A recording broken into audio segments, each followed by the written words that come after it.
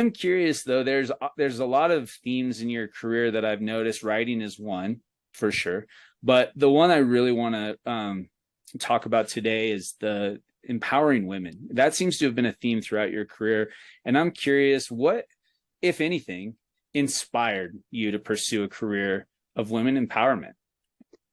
Oh, I don't even know if anything, like if any one thing did really inspire me. It wasn't until I went back to work. So I took a long career break. I have 6 kids. I was home for a lot of years.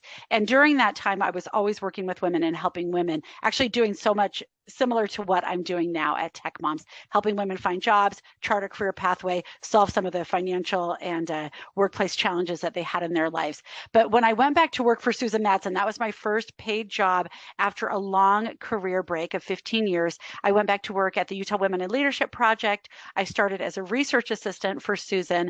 And that's the only thing in the world that would have pulled me back into the workforce at that time. I had 6 kids. My oldest was 15. My youngest was 3. They were all super busy. My husband was launching a startup that I was helping out with. Like, I was up to my eyeballs every second. I didn't have a spare minute in my life. And there's no way I was looking for a job or looking to get back to work, and I saw a job position that Susan had posted, and I just knew that I had to go for it. And because I was so passionate about helping women. But once I went back to work for Susan, I realized that throughout my life, this has actually been the theme of my life.